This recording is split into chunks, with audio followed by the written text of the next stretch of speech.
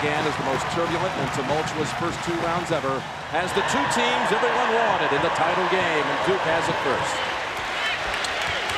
It's Bosco down inside, playing against Brand by himself. Let's see what happens the first time Brand touches it. He's going to play him by himself. Here's the double team. And El-Amin came over to help out, but was on the line. So they're going to double up now when Brand gets it in the post. Now, what I think Jim Calhoun is going to do is let him play him face up, then double team from the weak side with forwards, as opposed to using his guards to double down. That means Battier has got to move his feet and get himself open. Connecticut goes a little matchup zone on the out-of-bounds play. 2-3. Avery with a 3. And the rebound chased down to the quarter by Brand.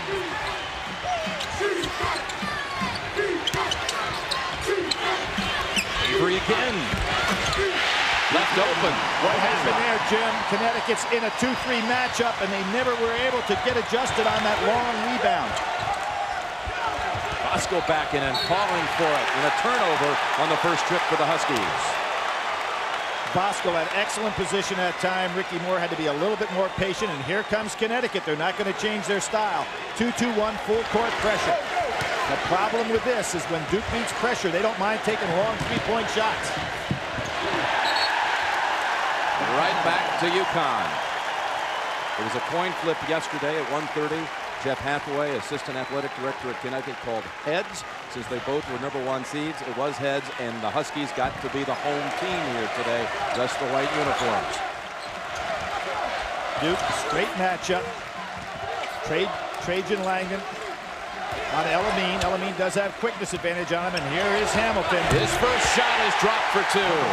Good job by Hamilton moving without the ball, giving Carrawell problems there.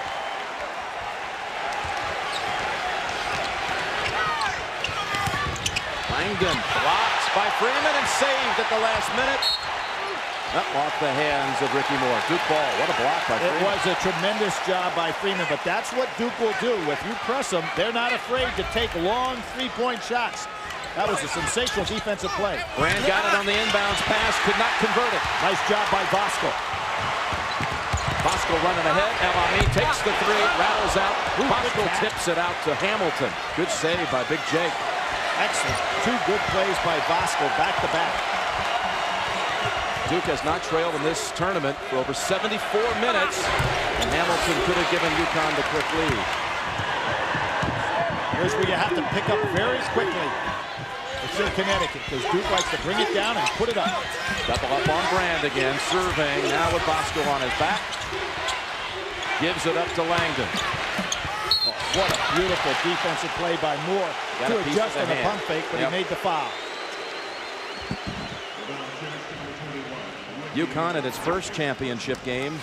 UCLA with the most titles, but tonight the Blue Devils with a win would tie North Carolina, their neighbor down Tobacco Road, with a 3rd national championship. The first 2 coming back in '91 and '92.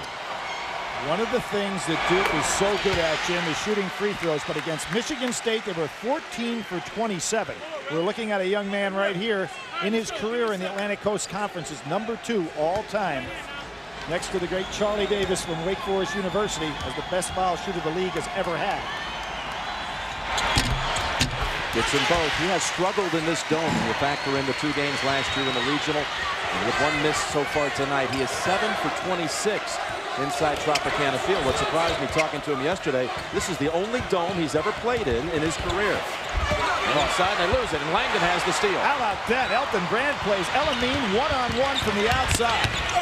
Avery drives. Freeman with a 2nd block.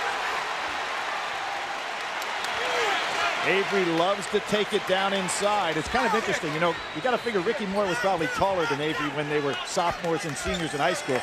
Now Avery's got about 2 inches on him. They bounce it off of the back of Bosco. Carrawell with a heads-up play. Battier left open for a 3. Oh, this young man missed 19 straight threes in 1998. And now he's developed into a pretty strong perimeter shooter. UConn has its biggest tournament deficit right now. They're down 5. El-Amin and Freeman on the line. Back to Duke. El-Amin 0 for 12 in the game against Gonzaga. He can ill afford tonight because they need both of these primary scorers to have big nights against Duke. Huskies have been down 4 to both Iowa and Gonzaga, but now down 5 early minutes here in St. Pete. And Jim, the way this game's being played, it's a game on course to be in the 80s, not in the 60s. There's the first on Bosco. This was the big question. How long would Bosco be able to stay on the floor tonight? Asking a lot, Jim, for Voskuhl to play Brand as a forward. Elton now is developing the ability to play facing the basket as opposed to just with his back to a basket. We can see the strategy by Jim Calhoun. Voskuhl gets one, bring in Juan early. Suleiman Juan from Senegal in for UConn.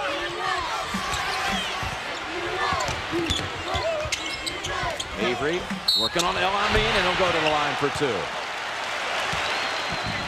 Duke, the champions of the East. You know, in Mike Krzyzewski's career, when he's been sent to the East Regional, his record 24-0. And storming through the East this time with a 30-point margin of victory, and then the 6-point victory factored in here lowers it to 25.2. Jim, remember Selection Sunday when everybody was talking about, will Connecticut be moved, or will they put Duke in the South? You know, Mike Krzyzewski wanted Charlotte, and he wanted the Meadowlands, and that's what he got. Well, they had earned it too during the season. Absolutely. You know, meritorious selection for them. And there's the Husky road through the West, which has become the preferred routing, if you will, from the Big East. The last 3 Big East teams to make the Final Four have all come, oddly enough, out of the West Regional.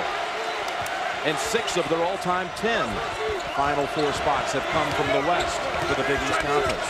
John Thompson used to love to go out there so he could isolate his team. Steps and takes away a 3. El Amin got in some foul trouble, if you remember, against Iowa, a game which he ended up with 21 points, but had to sit a lot of minutes there with foul trouble. There's a turnover. So a 7-0 run for the Blue Devils, and they can add to it. Press so far ineffective by Connecticut as far as turning anything over. He's given Duke some open looks. Traveling on Carrollwell. Hamilton's pressure forced it. Good job there by Carrollwell to come to the ball, but not much of a passing lane.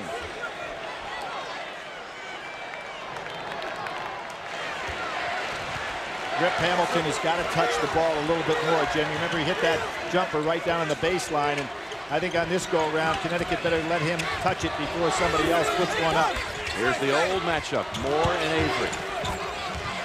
Moore gets past him, and he'll take it for 2. The senior teaches the sophomore.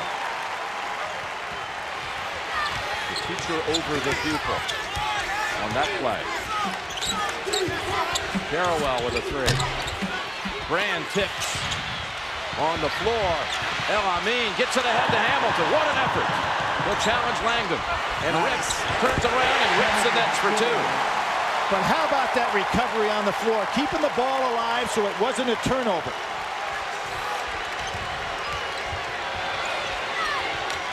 More on Langdon. Reach in. Look at Hamilton this time as they double up effectively again. Moore has he does not have to Avery. It forces the foul against Avery. Not a good foul by Avery. Moore was down there 1 against 4. Avery should have just tried to contain and not try to steal here. Hamilton is a second steal. There is the great play by El Amin to Hamilton, who pulled up with that little jump shot of his. UConn just turned it over 4 times, but a little surge now. On the right end, or the closed end, 46%. So if you're UConn, like a football team that would like to have the win in the 4th quarter, they're going to be in the second half to the preferred end. Now Ricky Moore steps in. Second time he's taken it inside. Both times he's delivered. And that was set up on Avery's foul that gave Connecticut possession. So far, the press, although it hasn't turned it over, McGetty's wide open, hesitated. And the freshman still, though, knocks it down. Corey McGetty. And Brand talked him into the shot. He said, take it, take it. Hamilton, they don't have to ask him. Oh, that was a foul. He follows it up, though, up the glass for 2 more. And there was Battier fouled on the block out, but nobody blocked out the shooter. How many times do we see that? You cannot let the shooter has the best look at the rebound. There's McGetty. And, I thought it was going to be on Juan, but they call traveling first on the freshman. Albert Mooring in for UConn. Voskuhl will return. Look at some of this contact between the old friends from Hazel Street in Augusta. I guarantee you that wasn't the first time those two guys collided if they lived on the same street and played basketball on the playground every day. Well, they first met when Ricky was in the 2nd grade and Avery was in kindergarten. Connecticut with an opportunity to take the lead. Solid screens and switches. If Connecticut sees that's going to happen, they're going to isolate more on a guy like Battier. Get it back. Moore with a good fake. Take the jumper. And he's scoring tonight. 6 points for Ricky Moore. As a freshman and sophomore, before he became the point guard, there goes McGetty. And a block by Freeman. That's 3 already. Jim Moore was considered an outstanding scorer, and that's what we thought he'd be till he assumed this role as a defender and point guard. Freeman, quick hands. Boy, Connecticut getting every loose ball on the floor. 3 seconds. 3-second violation. Well, the Huskies have taken the lead, and Duke trails for the first time in 78 minutes in this tournament. Boy, that is a tremendous play by Freeman. The 3rd big block he's made today. And you'd have to say 2 of the 3 really were baskets that Duke would have had. That block on the wide open shot by Trajan Langdon. Chris Burgess, the sophomore from Irvine, California, in.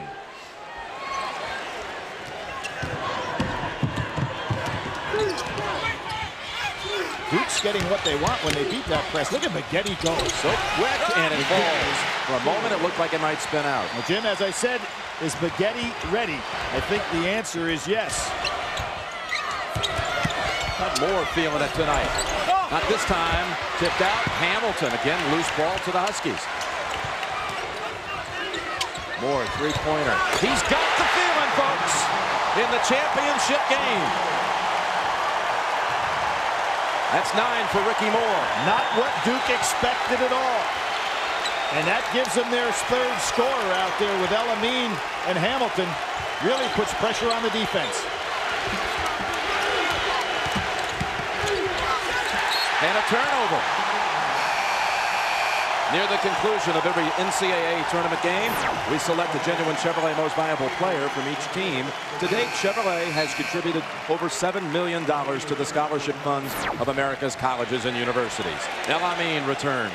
You know, Jim, I'm going all the way back to Ricky Moore's freshman year. Remember the Big East championship win over Georgetown? Yeah, 14 in that game. He was sensational offensively. And he had a stretch late in that game where he had 10 straight points for the Huskies.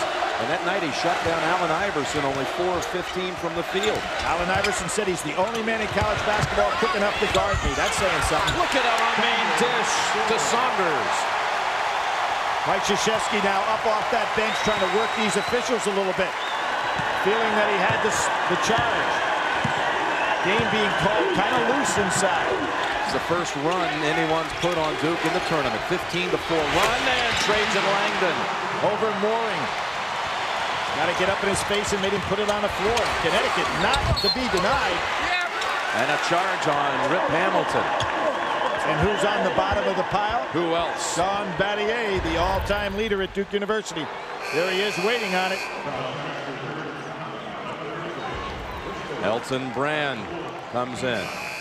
Battier, after that brilliant play, will get a rest. And both coaches liberally going to the bench. I don't really see any signs, though, of weary legs from either one of these teams coming off of Saturday's game. Rashmel Jones is in, 3-year co-captain for the Huskies, number 3, and Hamilton gets a breather. UConn can match him with depth. Oh, without question. Carroll, good move. And Duke's back ahead. Lead pass to Jones. Another charge. Nope. It's Duke. On Langdon. Trajan was waiting for him. Well, if Duke thought somebody was going to slow this game down because they worried about their explosiveness, I think that was a charge, not a block. But it's called the other way. Trajan Langdon waiting right there for him. But Jones, who also is a guy that can explode offensively, although he has not played this year like he has in the past, had 11 points against St. John's in the Big East tournament. He was a scorer his sophomore year, Rashmel Jones. In fact, he was the top scorer for the Huskies until very late in that year when a freshman, Richard Hamilton, ended up overtaking him for the team title. He still averaged 13 a game that particular year and started 31 games. So we're talking about a guy deep on the bench right now that was a very important player for Connecticut. Got a lane violation. He'll get one more try. Shot looked good. I haven't seen any players playing with anything other than what looks like confidence, Jim. You see the shots going up, nobody pulling the string.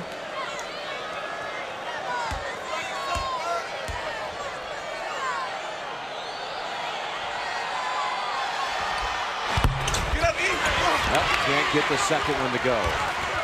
Elton Brand up with the two strong hands. Hands are so big and powerful. And he'll reset it. Now, what's interesting right there, I don't think Juan and Saunders knew which one was supposed to take Brand. They were both on him.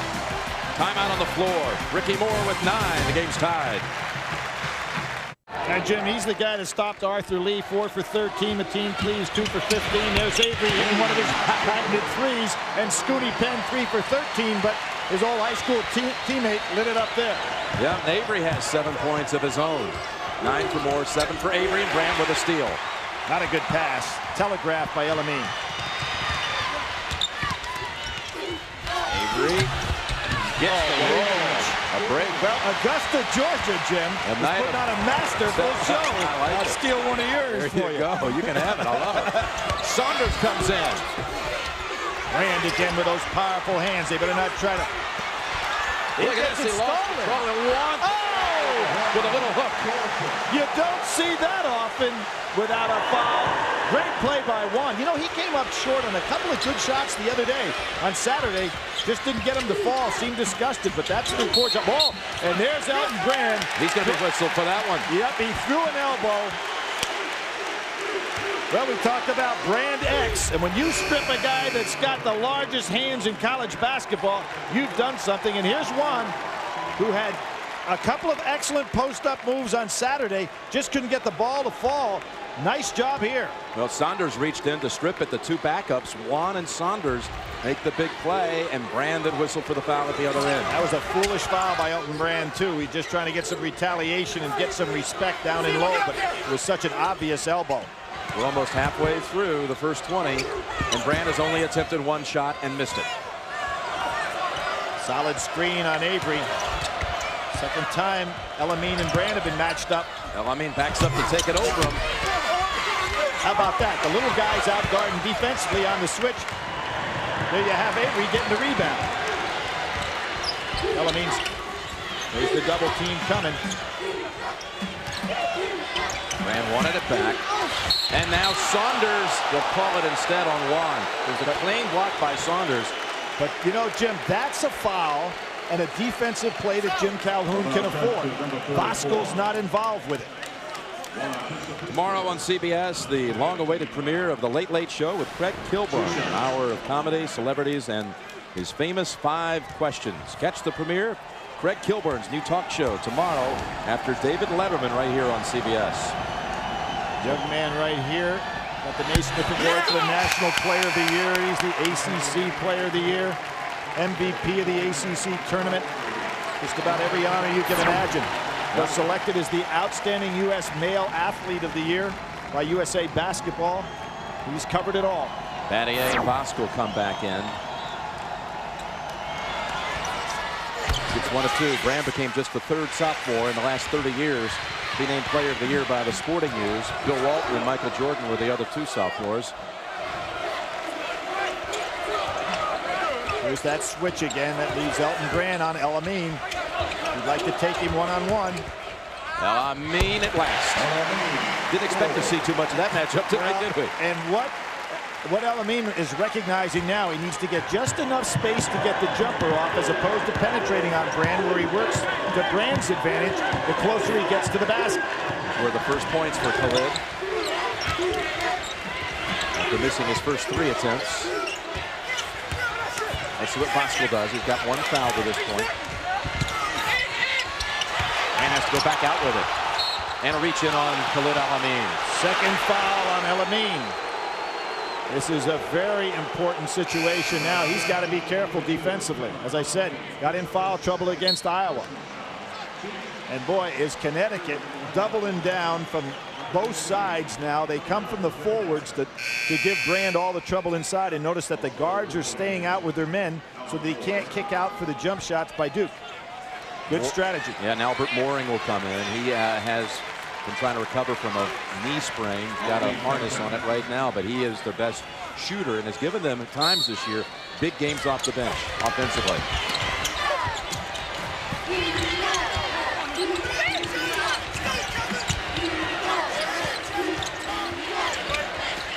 There's a screen down inside. Here's a double up. Brand. Battier follows it up. And look, it's UConn underneath with Mooring. Elton Brand's going to start to get a little nervous here in the fact there's a great block. Hamilton has it swatted away. A flying Carrawell. Jim, what Elton Brand has got to do now is to be very patient because the double team is coming immediately upon the catch. They're not waiting for him. That's kind of like Freeman's block on Trajan Langdon.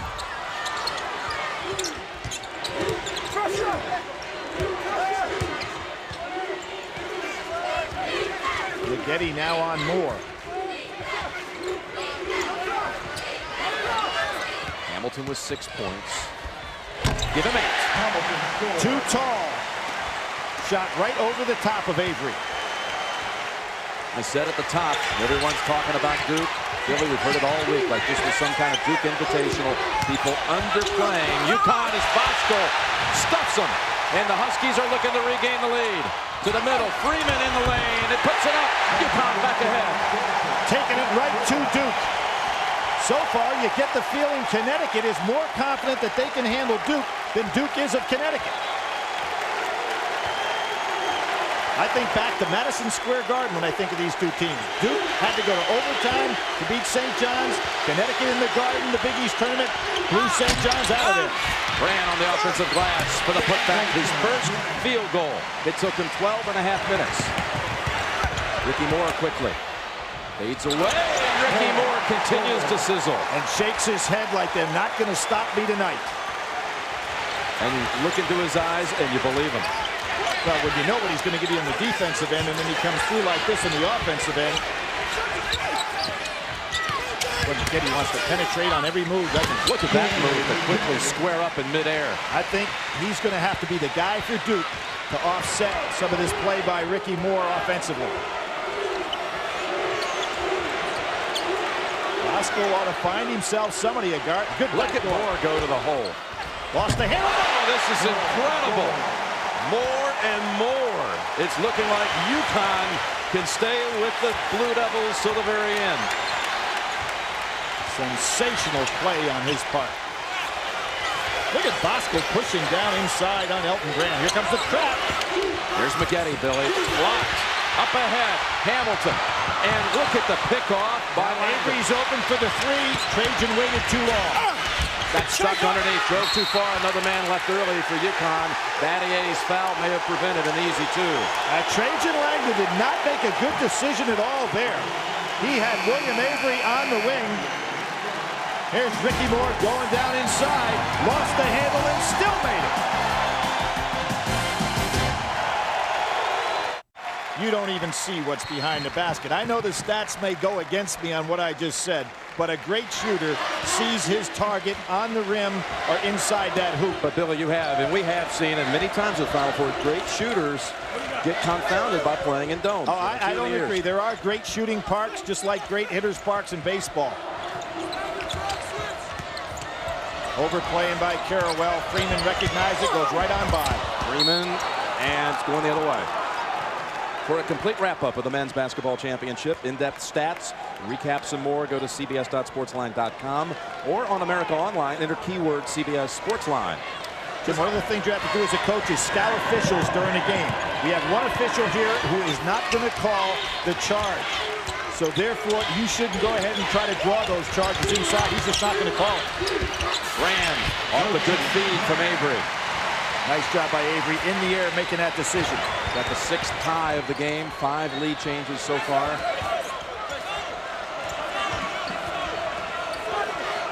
Duke led at one time by 7. UConn's largest lead 4. Hamilton on a nice flare. Outside 3, too strong. All Duke in the area, and they out-battled themselves for it. Well, now look at that. Duke players arguing back and forth. Not a good sign for Duke. A little frustration there. Maggette and Langdon didn't talk. Knocked the ball out of bounds in what should have been an easy rebound for them. You really see some frustration in the eyes of the team that Jim was supposed to be coronated here, as opposed to winning this tournament. How many times this week were you asked your opinion about how could anyone play with Duke? And as though this was a foregone conclusion that the Blue Devils would win the championship. I agree, Jimmy. You've got to win this. It's a one-and-done deal. Connecticut was #1 in the nation more weeks than was Duke. So it's not like this team has to make any excuses why they're here. Moring puts it up with the left hand. And Connecticut is getting very good distribution with their scoring. Maggette dangerous here. Hamilton not strong enough to guard him. Garrowell slices to the hole. And Juan got a piece of the hand. Well, we lost 2 Big Ten teams here in the semifinals on Saturday. UConn's first visit to the championship game, mentioned for Coach K, it's his 5th final in the 90s, with wins over Kansas and, of course, the win over the Fab Five of Michigan, defeated in the 90s in championship games by UNLV and Arkansas. Jim, just think about it. 1964, Connecticut had a chance to go to a Final Four. Team in their way, Duke University. 1990. Remember that? It was Jim Calhoun's first NCAA team. That's right. At Christian Connecticut. Laettner knocked them out of it. 1991, although it wasn't the regional final, Duke again stopped Connecticut's march towards the Final Four. So they've been in their way on 3 important occasions. We have another tie. Now the ball in the hands of the man that's been the man in this first half, Ricky Moore. Nice backdoor cut. Jones. Get it back. A lot of experience out there in Rushmore Jones. Hamilton looking for a solid screen up top. Freeman's out there to set it. Switch off Maggette. Trying to recover, but Hamilton's free. Somehow it spins out. And Jones there to get the rebound. Hamilton will drive right back. Fade away. Oh, 2 of them look like they would fall. They are not calling the charge. Players need to recognize that, as do coaches. And a charge here. Here you go. Just as I say it, they finally call one. Timmy Higgins calls that one. Here you see the reverse dribble. Now, a player on defense has got to have both feet planted before contact is made, or it's a foul on the defense. You take a look at that one.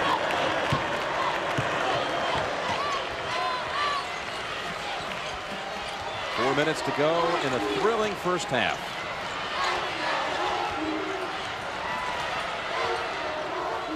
Oh, Jim Calhoun getting these seniors, Jones and Moore, playing solid basketball. Right there, Rushmell Jones, as you call it. They've been there before, played in a hard-nosed Big East, and Jones looks like he belongs out here.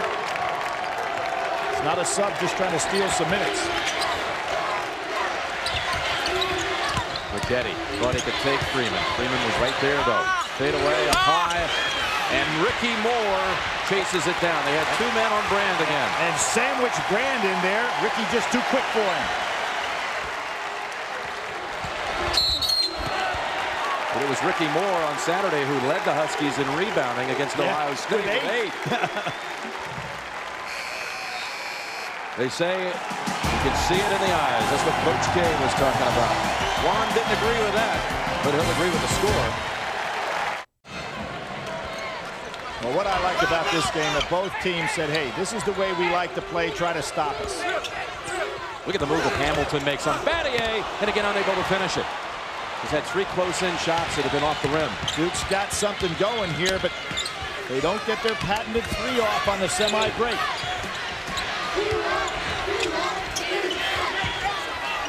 Nate James almost lost it. Again, they're not able to get the ball to Brand where he can score without the double team coming from the weak side. 7 on the shot clock. Out to Carrawell. Battier knows the timing here. Launches Ricky Moore underneath and taken away by Jones. Looked like James might have it for Duke. Time after time, Connecticut has ripped the ball out of Duke's hands. The ultimate one, obviously, when Brand lost it. Tough pass. Gave it away. Carrawell driving. Spins out. I thought Jones had the foul to stop him. And a turnover at the other end. Ricky Moore, very tired, Jim. He couldn't get back down court. Coming up, Pennzoil at the half. Greg Gumbel, Clark Kellogg, and Coach Rick Majerus with complete first half analysis, all coming up on Pennzoil at the half. El Amin has been out with those 2 fouls quite a bit here in that first half. Exactly. They would have wanted to substitute. There is the play. Oh, another missed layup. Duke just can't get it to fall inside. First Carrawell, and that time Battier. That was a good job by Brand recognizing the double team. Ricky Moore is really tired. He's put on quite a show here in this first half.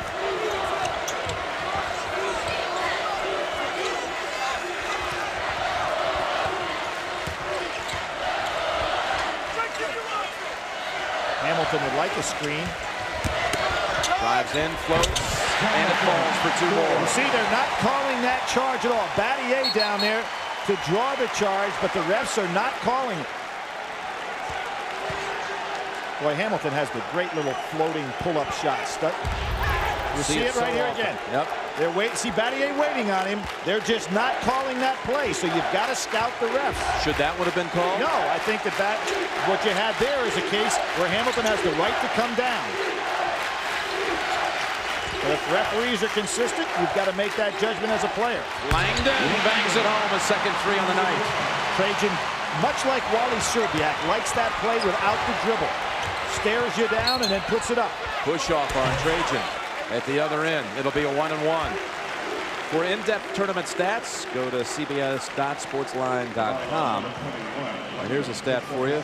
Field goal percentage. This is the Duke team that field goal percentage defense is having its best season since 1960, holding opponents at a 38% average. And Jim, something had to give here because Connecticut does a great job on 3-point defense, holding teams to 28%. And you've got Duke, a team that shoots almost 40% from 3. Mike Krzyzewski wanting to get Maggette back into the ball game. Now he changes his mind. It'll be 1-and-1 for Ricky Moore. I'm surprised he didn't do that with James in the ball game. They've got an opportunity to get maybe 2 possessions here to end the half. Freeman, though, comes into the lane to strip it away. Freeman does a lot of things for you quietly. Moore bounces in, lost control of it, had to throw it up with the left hand. What Duke is not doing is pushing the ball down the floor, kicking out and hitting the 3. That is one of their best offensive weapons, and Connecticut is cutting that off tonight.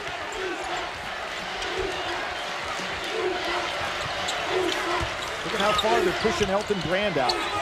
Bosco able to play this first half with 1 foul. Final 25 seconds, though. Langdon, and 1! A 3 and a 1, right? Or did he get a 2? Was his foot on the line? He's given it a 3. They're calling it a 3. And what Trajan Langdon did there, that just took nerves of steel because he's being guarded by a great defender. He looks him down, as I said, much as we saw Wally Serbiak do in the great performances that he's had in this tournament. Trajan has the foot inside the line and then back of the line. Good call.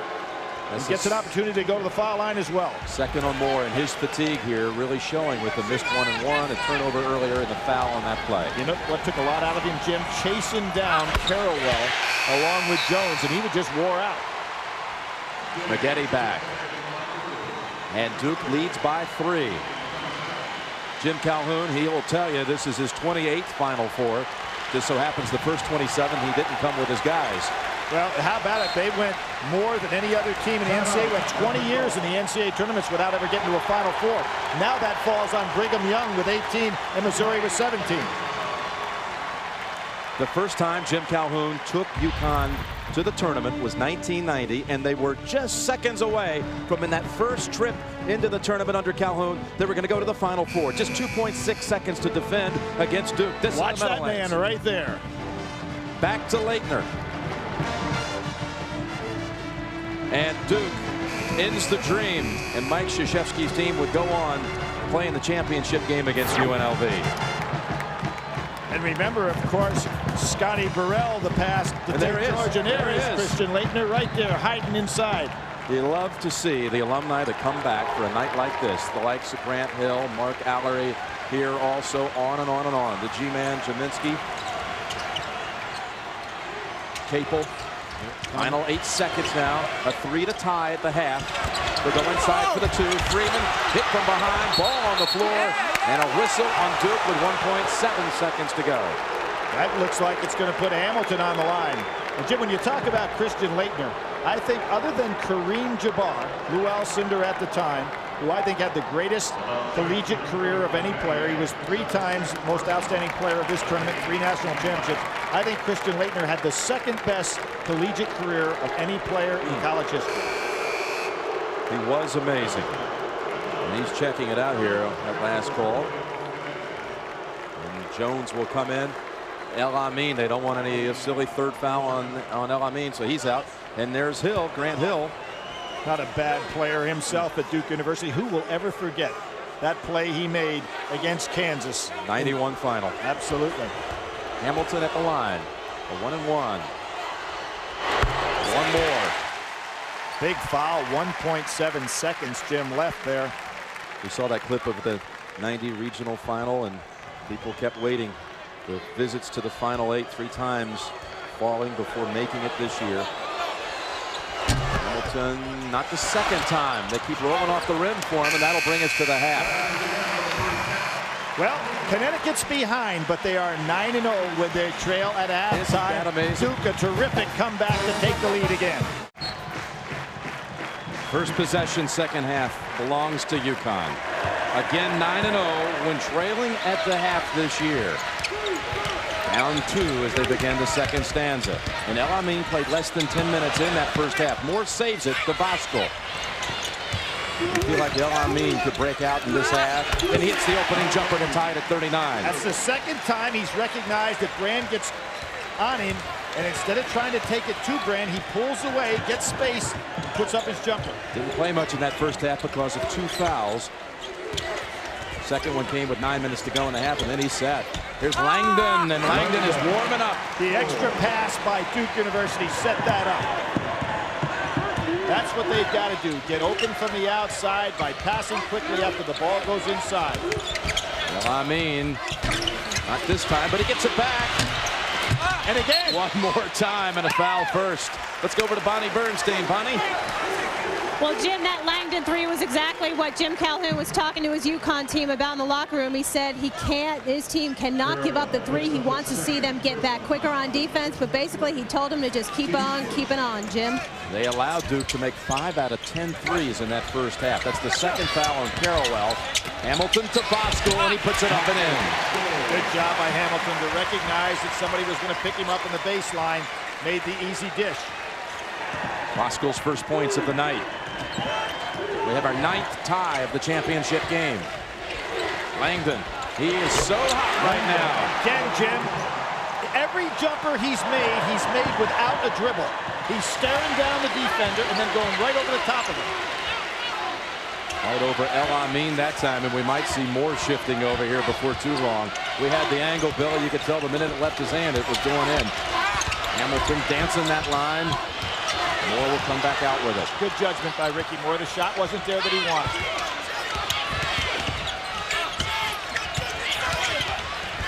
Hamilton, heavy traffic, has to go back out. Oh, and he traveled. El Amin traveled. Connecticut that time got away from their spacing that they've been so good at the first half. They had to readjust.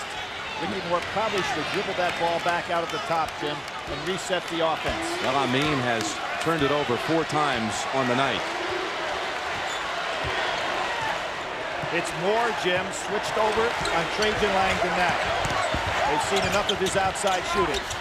Brand for the easiest 2 of the night for the player of the year. Good judgment by Voskuhl. He would have only committed a foul had he gone over and chopped down. And Duke up 5.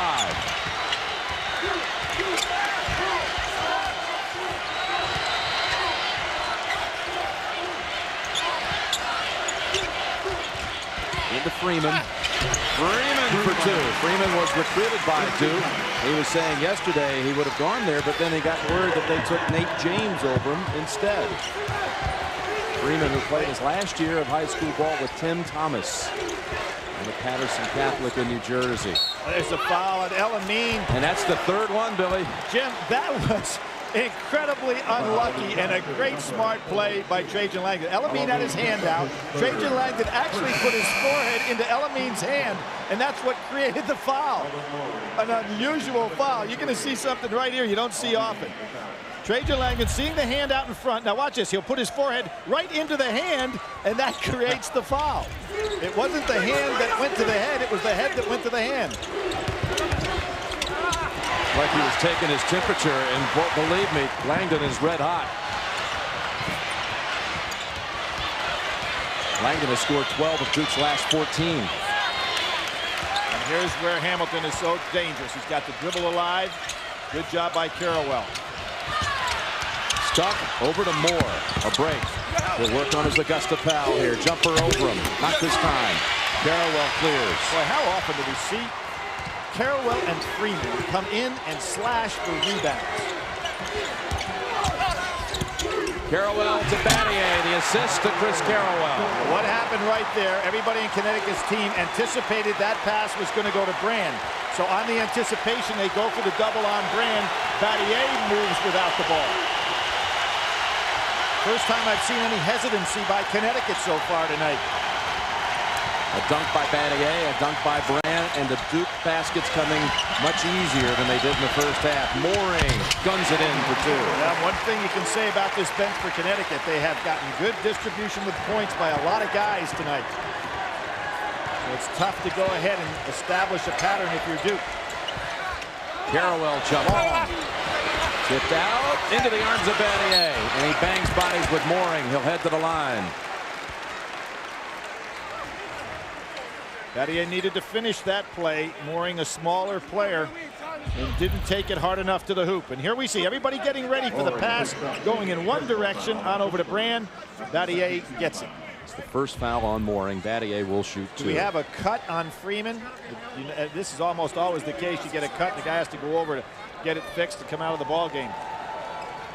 I think that's the case. Here comes the trainer. That's what it is.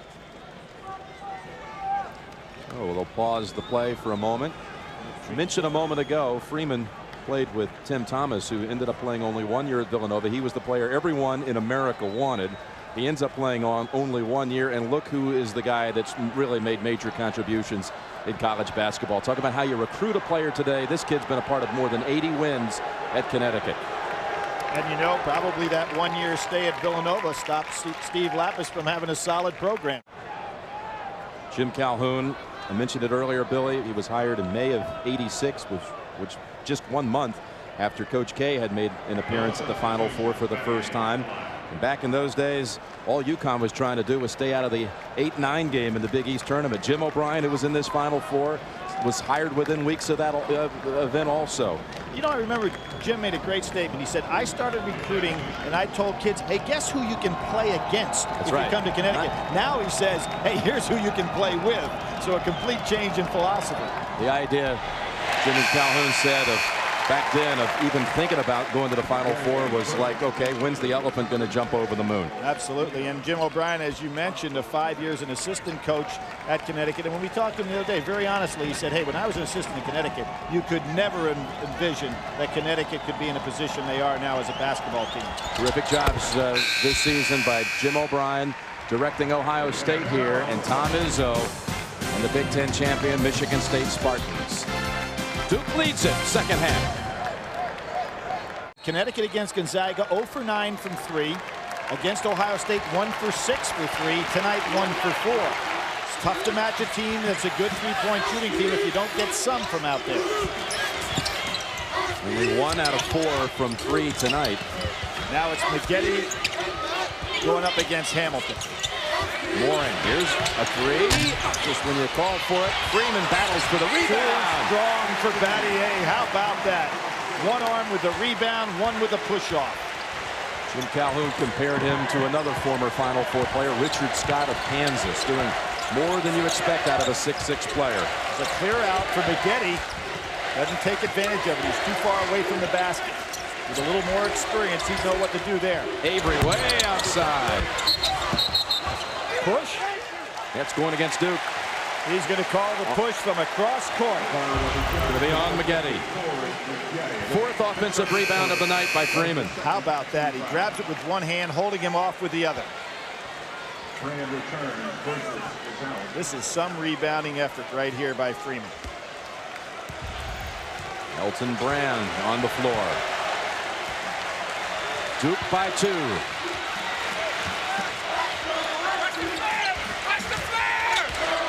There's the flare. You can hear people hollering, watch the flare. Brand had Hamilton for a moment, and he draws the foul. Again, Maggette, his second, and they say in the act of shooting. What we're seeing, Jim, is some players recognizing very well who's guarding them. And I think that really is a sign of a player that's got his head into the game. Hamilton that time realizing with Maggette, a player not anywhere near as experienced defensively, and he just took him. Maggette on the other end of the floor, not recognizing the side was cleared out. Should have been closer to the basket and could have taken Hamilton to the basket. The difference between a freshman and a junior. Hamilton's first point of the second half, the first team All-America. Big East co-player of the year with Tim James of Miami, but that's 2 years he's been the player of the year in the Big East. The only other players to win it multiple years, Chris Mullin and Patrick Ewing. How about the first year that he won it? He wasn't even preseason all-conference. Ended up being player of the year in the conference. Ties the game at 49. Our 10th tie. And Duke has not solved the problem as how do you get Elton Brand the ball where he can be a scoring force. Juan just pushing him out of the area he wants to score from. Inside the Brand, and had the chippy, but was fouled. He'll shoot 2. And you can see Connecticut saying we can use, between Saunders and Juan, we can use 10 fouls and keep Voskuhl fresh. Elton Brand from Peekskill, New York, a sophomore, his sophomore year in high school at Peekskill High School, playing for the Red Devils, now playing for the Blue Devils. He won a state championship, and in the quarterfinals, his Peekskill team beat a guy we also caught up with in this tournament named Wally Zerbiak. And his mother is here, Daisy. She was an outstanding player, athlete at North Tarrytown High School. Jim, not too far from where he lives. And you know who was the greatest coach ever at North Tarrytown High School? Guy by the name of Tony Packer, my father. Wow. How about that? Later, a coach at Lehigh University, your dad. There's a double team on Juan. Why? How about that? Delivers. You know, that young man deserves a lot of credit. He worked so hard in practice this week, had good practices, but just didn't get anything to drop for him on Saturday. Today, he's put up 2 outstanding shots inside, and they were there. Rebound tipped around, back out to Avery. Wow. Battier. Quickly. And Hamilton. Nice block out by Hamilton. And he wants to run. And shoot. There it is. And the lead. Great job by Hamilton pushing the ball down the floor. Duke is really out of sync offensively half court because they have not been able to get the ball to Brand consistently. The 7th lead change of the championship. And Juan is pushing, he's pushing, and keeping Brand off the blocks down low. Langdon drives in to tie it back. Trajan Langdon. The 5th-year senior. Came to Duke without a scholarship because he was a baseball pro. The man who, along with Wojciechowski, finished his career a year ago. Coach K credits for being the bridge from back in the early 90s, from the championship teams to now, back to the elite status. And Hamilton is now back to his scoring ways. He's got 16, including 5 in the last minute. He's sensing, Jim, that nobody out there can guard him. And that's saying something because Carrawell's a great defender. Over the back on Juan. But that's all right. Jim Calhoun can live with that. Billy, you're right. You could just see Hamilton the last couple times down the floor. There's no doubt he was going to shoot it. No, he's saying, you know, you have nobody out here that can stop me. And Juan sits down. Voskuhl comes back in. Voskuhl had committed a foul every 5 minutes of play so far in the NCAA tournament. You can see how wisely Jim Calhoun's using him tonight. Only one tonight. One foul. Almost stolen by El-Amin. Avery left open. Well, you don't give him that many good looks. And the loose ball into the arms of Voskuhl. And here's the numbers again. Saunders is open. On the wing, Moring will drive in. And bangs it home, and a block on Avery. A chance for a three-point play.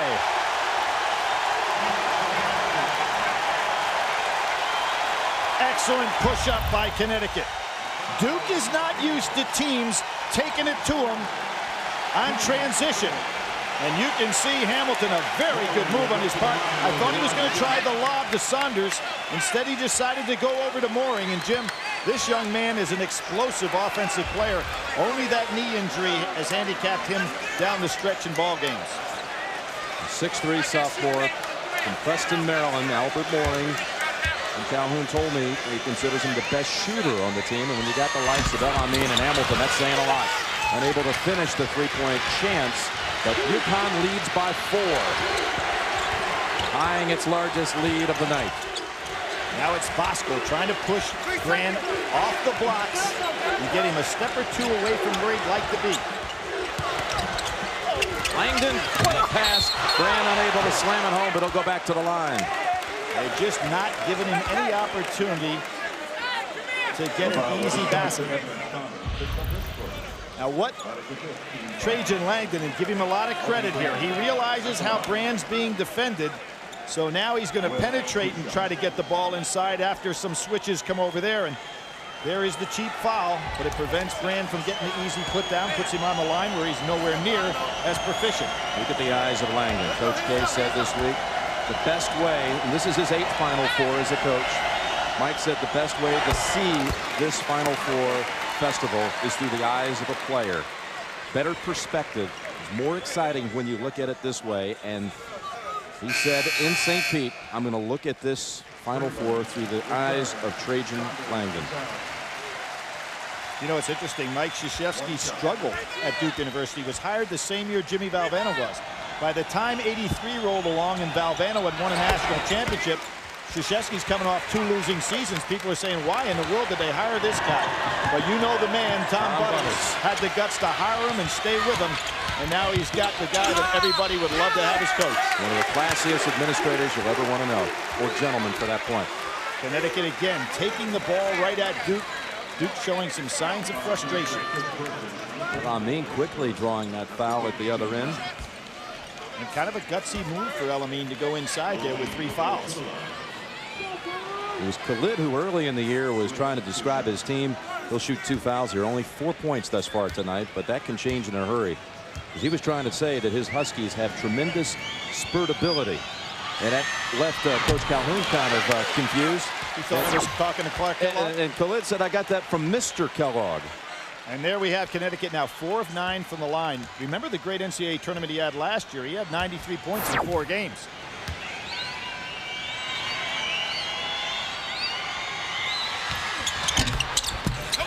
Isn't able to hit either free throw, so it's still a 2-point game. And as Duke had problems from the line against Michigan State, now it's Connecticut having trouble there. Langdon got it back though, and a reach-in tie-up situation. It's Duke ball. Trajan Langdon doing a very wise thing here, recognizing what's going on. Hey, they changed it around. One referee overruled it, said Langdon had possession and was tied up. That's what they said. It was the defensive play who forced it. That's a rule change this year. It'll be UConn's ball when we come back. 33-2, best record in school history. The Devils 37-1. If they could muster a win here tonight in the championship, it'd be the most wins ever in a season by any college basketball team. It's something when you don't have your own school record for the reason that they hold the national record, huh? There's something. Voskuhl got it back, and there is Khalid El-Amin. And meanwhile, in stores, talking about in store for a shocker. Look at the celebration back on campus in Stores, Connecticut. No double team this time. Brandon in and back to the line for one more. Jim, that was the first time tonight to my memory, that the ball went inside to Brand, and Connecticut did not double from any area. When they did this isolated Brand on Voskuhl, and look at what happens. So Jim Calhoun changing up his defensive strategy. It doesn't work. Duke does a good job recognizing, and notice, first time that Brand has turned to the basket and didn't have a Connecticut man standing right there waiting for him. The second on Voskuhl, just his second, with 11 minutes, 12 seconds remaining. Elton Brand from the hometown of New York Governor Pataki. Peak skill. And long rebound out to Hamilton. Gets ahead, and here comes Freeman. Stuck underneath, pushed out, though, they say, by Elton Brand. Again, Connecticut just pushing the ball up the floor, not giving Duke any time whatsoever to rest.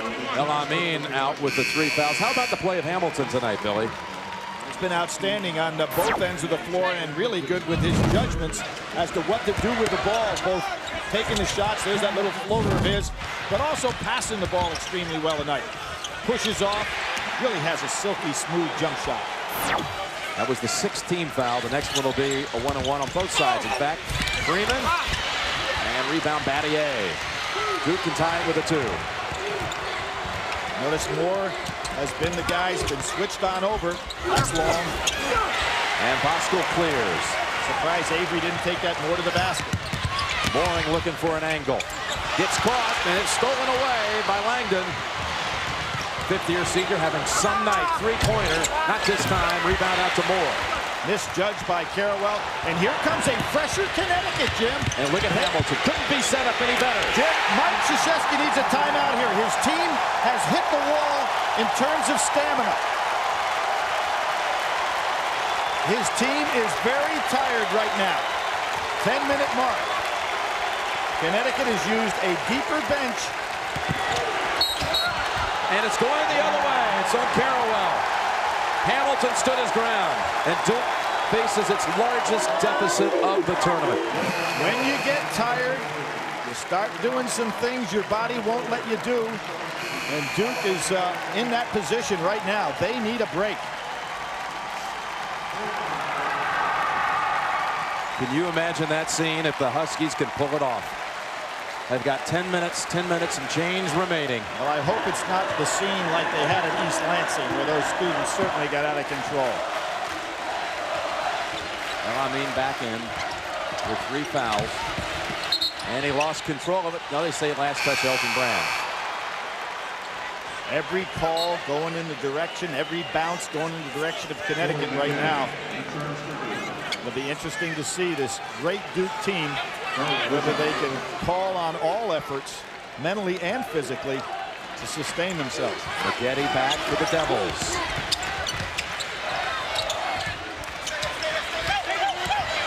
Hamilton inside to Saunders. Soft hook, tipped up by Voskuhl, and Duke's underneath. Brand's 11th rebound. Ooh, Avery was thinking about putting up the 3. Look at Langdon. There's the push.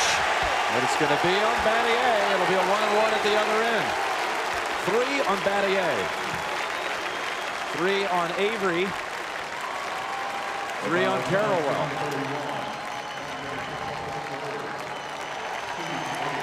Duke in territory it is totally unfamiliar with. Absolutely, Jim. And as I said again, I think that what we have here is Coach K looking for a TV timeout to save him so he can have him down the end, but his club is tired right now. You know, basically Connecticut has gone much deeper with the number of people. Duke has an outstanding bench in terms of the quality, but not the depth and not the production that Jim Calhoun has used this evening with Connecticut. Now Voskuhl sits again. And Antrick Kleber, who has not played that much in his career, scored only 15 points in this his senior season, but he's going to get a few minutes. A 1-on-1 at the line for Edmund Saunders. Is this the 11th man that Connecticut has put in the game? It is indeed. There's Antrick Kleber. Saunders at the line wearing number 51. He lost his father 3 years ago during his junior year in high school, highly recruited. His father, Robert, was 51 years old. He says he'll wear that number to commemorate his father's courage the rest of his career. Can't get the second one. And Jim, you know what Jim Calhoun has on that bench. He has Freeman getting rested. He has Bosco getting rested. And it's going to be Saunders on Brand. Duke should go to Brand now.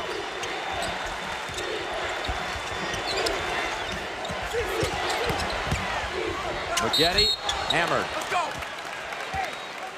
Will it be El Amin or Saunders? This is a big call here. I think it's going to be Saunders. It is Saunders. That'll send Maggette to the line. 4-on-1 for Connecticut. And El Amin with 3. Saddled most of this night by the foul trouble. And here for Coach K, one of only a handful of freshmen to ever average double figures in their, again, first year. Johnny Dawkins, Mark Allery, who's here tonight. Dawkins on the bench as an assistant. Grant Hill, who's here. Trajan Langdon and Elton Brand, they're all here. A little nervous apprehension on that Duke bench right now. As you said, Jim, they have not been in these waters before. Not this season. And now the only member of Coach K's 98 recruiting class will shoot one more.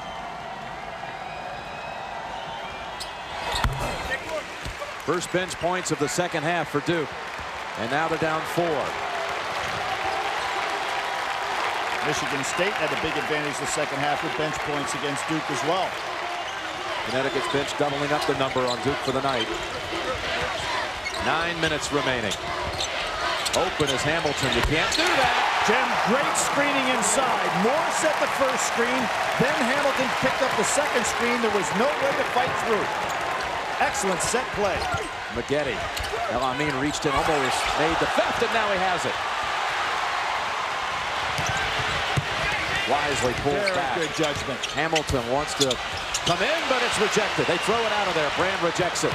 Avery to Brand on the drive. Boy, is he running. Holy mackerel. You talk about a big guy being in shape there. Elton Brand was put on the bench for 2 games for being out of shape at Duke, but I'll tell you, he showed me something there. And he spread it back to the other end, too. Great, great play by the player of the year in the country. 65-61 Connecticut. Look at him now. And he steals it again. Got a man ahead, Avery. Saunders reaches in. It'll send Brand to the line for 1-1. Oh, Brand is stepping up now like a heavyweight champion. Boy, you talk about a guy that just got all of a sudden re-energized. Look at him take off down the basketball court. He makes a tough catch on the run and finishes. And as you pointed out, Jim, before we knew it, he was already back down on the other end of the floor defensively. Saunders will come out with his 3rd. Bosco in the game. Brand will shoot a 1-on-1. He has 15 points on the night. The college player of the year. 10 of them coming in this half. Already with a double-double.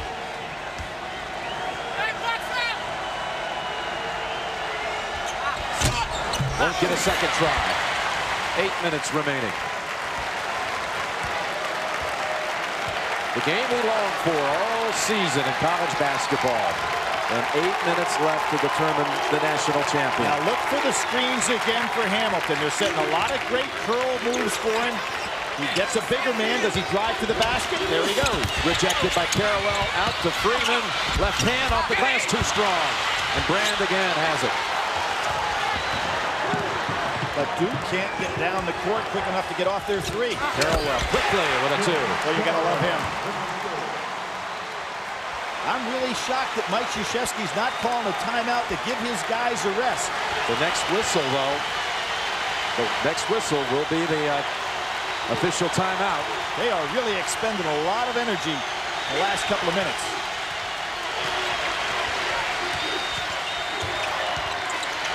El Amin blocked by Brand. Back into the arms of El Amin, and he's out of bounds. Not a timeout in time. He tried to call it. Almost like a play he made in the first half where he dove and kept the ball alive. And there's the whistle, Billy. Now Duke gets some bounces that they've needed all game. Do they know something that no one else does?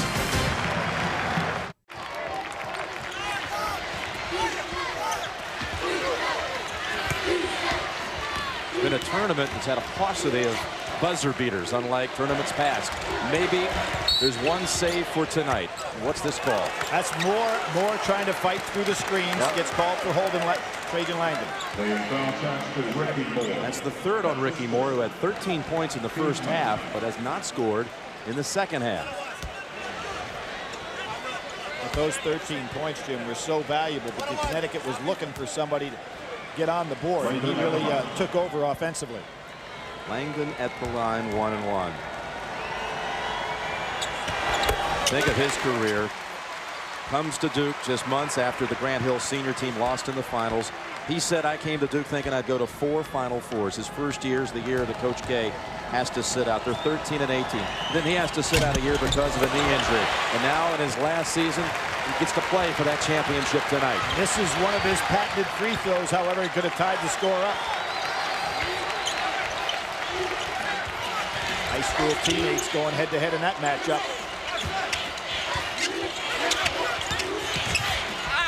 Hamilton partially blocked. Bosco fights for it, and it's Duke ball. Devils have a chance to take the lead. That was great defensive help by Elton Brand because they had the double outside, and Elton stayed right with Richard Hamilton.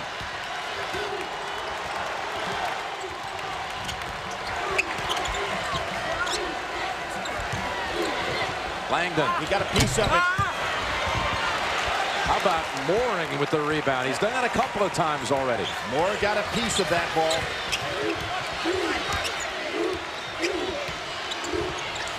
Ricky Moore challenges Avery. Bad shot. But you notice how Duke has not been able to force tempo. Connecticut doing a good job getting back down. And that's what Duke has been so great this year. In transition, getting the three-point shots off. Avery over the top to Brand. Bosco, clean block, they say. Oh, my goodness. How about the foul after the shot? No call. Mike Krzyzewski's got to be going crazy here. And you can't blame him. How is this not a foul? Ball inside. On the ball, but watch what happens afterwards.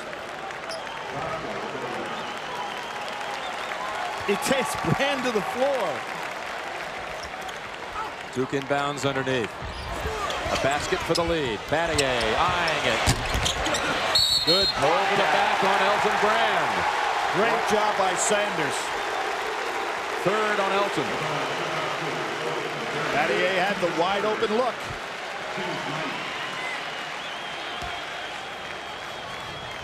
Jim Calhoun said when we came here this week, we came here not just for this team, but for all the players who led this program here. Players like Ryland DePriest and Chris Smith. Now, they had chances to get there. Didn't quite ever finish it in those regional finals. Hennefield, Daniel Marshall, Travis Knight, just some of the names. Sheffer, the lineage of UConn basketball, and certainly Ray Allen, who's here tonight. Jim, that 94 team, 29-5. Jim calls that the most talented team he ever had. Danielle and Donnie Marshall, Kevin Ollie, Travis Knight, Ray Allen got beat in overtime by Florida. You remember that one? Pretty touching, though, to hear Calhoun talk about how they're all here tonight. They all got us here. Well, he considered Chris Smith the most important recruit he ever got because that was the first one he beat head-to-head against a top Big East school. Avery partially blocked. Saunders got a piece up. Avery can't quite crawl the rim. And UConn clears. It's Rushmel Jones underneath who rebounded. Steps. Mooring had the right idea. Pretty good defense by Duke. Connecticut is in a stretch at this end of the floor offensively where things aren't going right. They've missed their last 6 shots. Here they turn it over. But Duke has not been able to convert on the other end as well, Jim.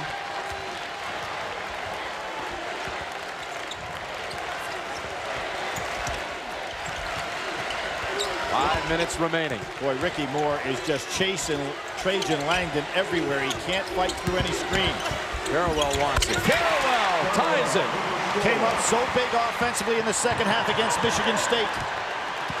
The 13th tie and a timeout. Chris Carrawell has tied it. Stay completely away from that basketball team that was 9-3 at the time. Finished 13 and 18.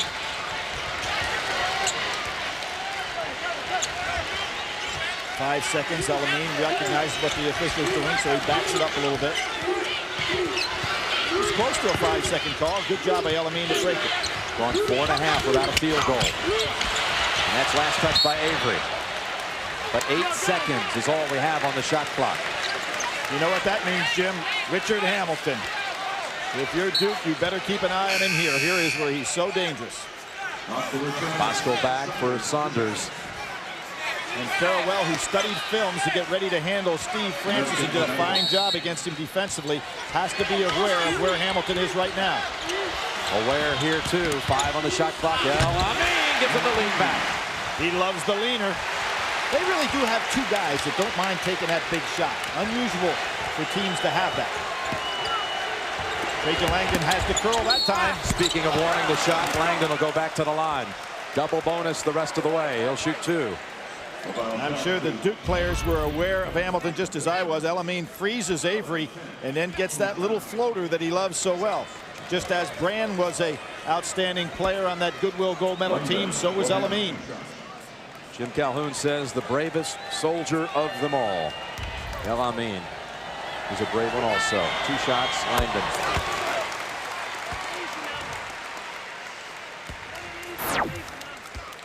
Three-time first-team All-ACC.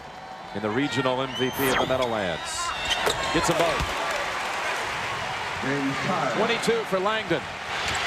In the Meadowlands, Jimmy was 15 for 21 from the floor. That'll get you an MVP award. And I had talked to him about his trouble in shooting here in 3 games. Said, I think I shot pretty well last year against Kentucky. They made 3 out of 7. He said, I'm not worried about it. And he's not playing with any worries at all. There was Hamilton just running all over, trying to rub Carrawell off the screens. He got hit right in the lower gut there and goes down. And again, a double bonus at this end. That's the 4th on Carrawell, Billy. Now, you would think McGetty would be coming in, or James coming in for Carrawell, because there's still plenty of time here at 3:50. I think Duke wants Carrawell to be in this ball game at the end. You would expect to see a substitution here.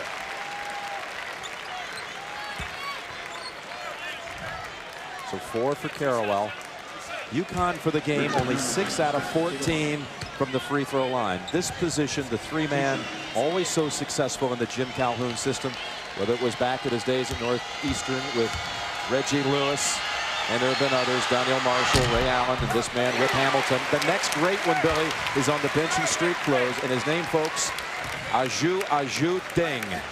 And he will, Billy, based on what you've seen, you said he'll be a star. He really looks like an outstanding prospect to me. He'll be eligible next year. Hamilton's free throws have given Connecticut the lead by 2. 24 for Hamilton.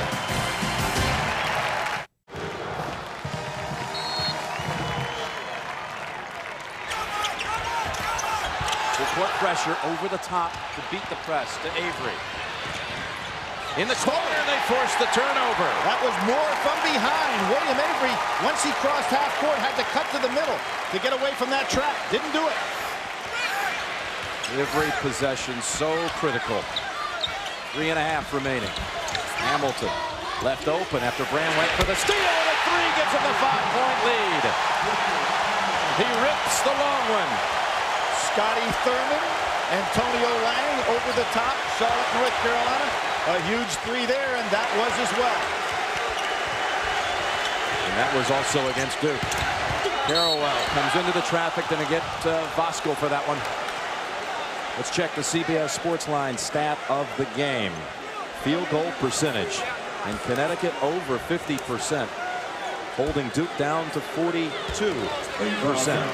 And Jim, as you pointed out at the top of the show, Duke has held teams to 36%, the lowest since 1960.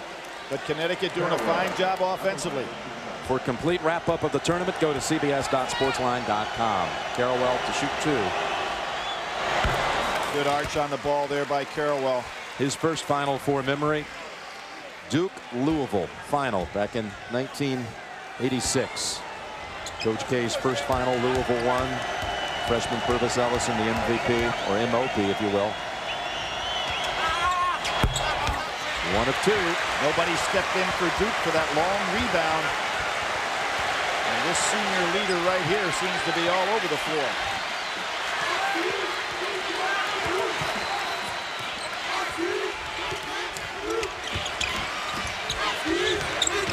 again, Hamilton running around the screens. He wants it, not this time. Carrawell pulls it away, waits for his teammates to catch up. And then takes it too far. Just hold on, big call. It's going to the Devils. Same thing that William Avery did. Took the ball down in the corner when he didn't have the numbers. Big break for Duke here. Ripped on out of there.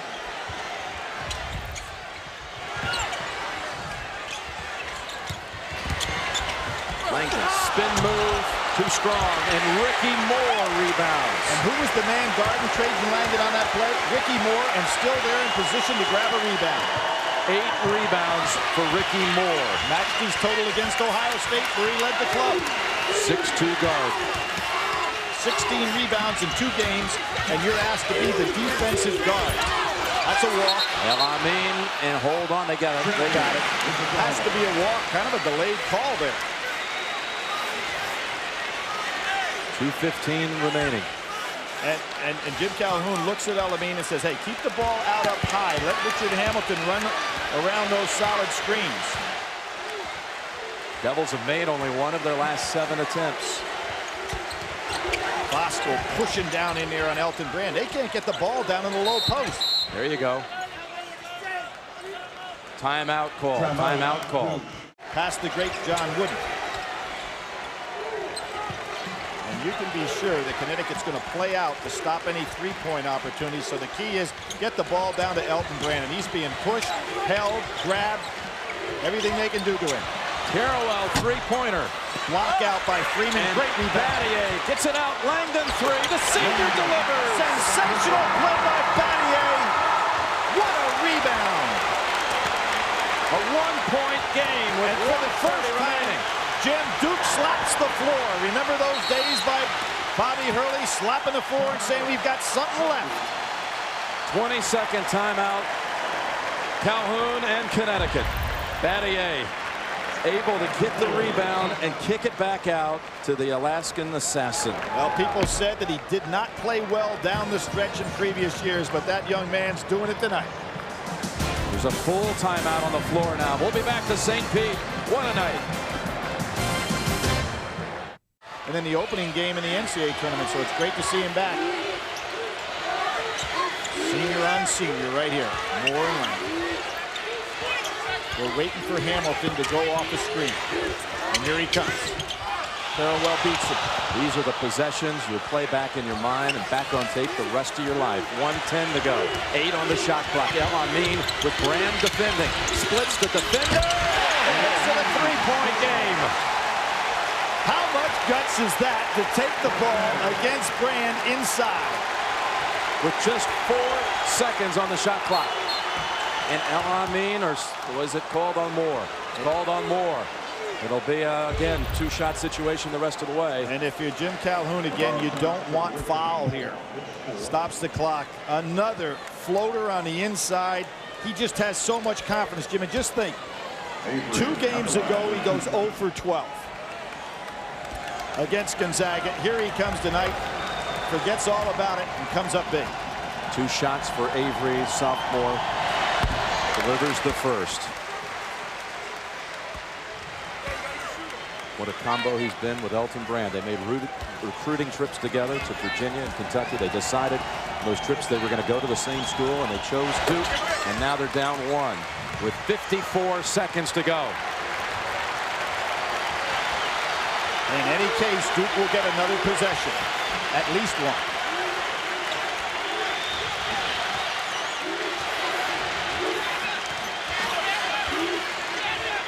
Calhoun says, I want it back out here, and he wants a timeout now. With 34 seconds remaining, they'll operate with 16 seconds on the shot clock when they take the floor again. Now, Jim, here is why it's so important to have more than one option. You know, if you just have a Hamilton as a scorer, that's easier to defend. But El Amin has shown that he can strike as well. So they have 2 options to go to as primary options. And I think we'll see one of those 2 deliver this shot or a pass inside if Duke tries to double team on the drive-in. Can UConn finish it? Again, all week long, all tournament long. Everyone believed it was Duke and only Duke. But these kids always believed. Trajan Langdon in the final seconds of his career. The bridge. And Duke has stood in his way every time he has tried to advance. The bridge, as Coach K called him. 12 on the shot clock. Amin again, spinning, firing short. Carrawell has it. Duke with a basket can take the lead and win the game. They don't have to take a shot. Will Mike Krzyzewski go for a 22nd, or is he just going to play? We're running this one down. Wow, Trajan Langdon with the ball, and he's going up against a great defender. What's he doing here? 9 seconds to go. The whole season on the line, and Langdon traveling on Langdon with 5 seconds remaining. The foot movement of Ricky Moore. I'm really surprised that they tried to challenge the #1 defender in the NCAA tournament so far. It was the footwork of Ricky Moore who stayed right in front of Trajan Langdon. A timeout, Duke. 75-74, UConn. Inbound to El Amin, and Avery will send him to the line. It only lost 0.2 of a second. And El Amin goes to the line, a 79% free throw shooter. He's come up big in this game. But he's 0 for 2 tonight. Missed 2 tonight.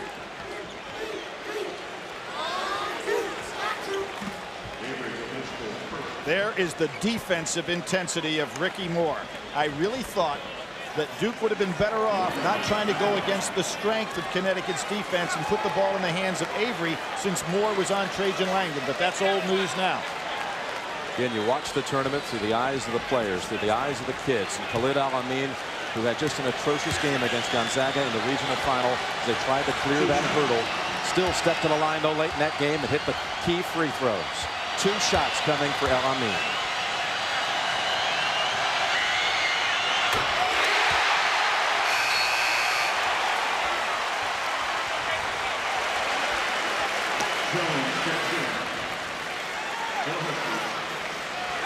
Jim, if he makes this shot, do you foul if you're Connecticut and not let Duke try one of those patented threes to tie this thing?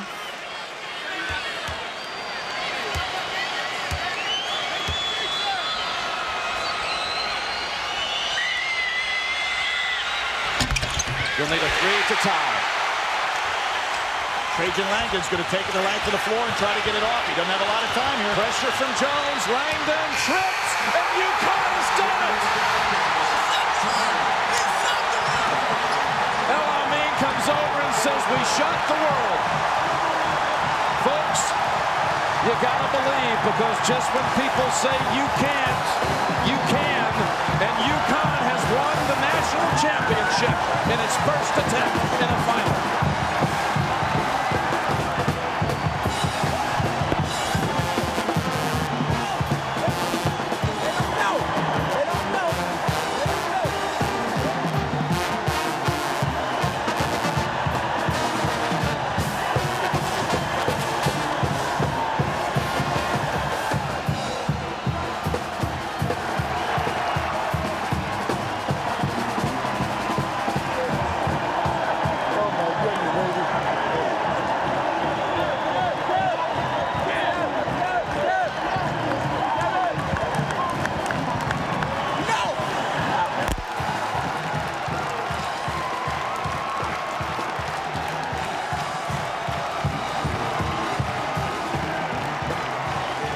Jim Calhoun has completed the unthinkable for many, the improbable.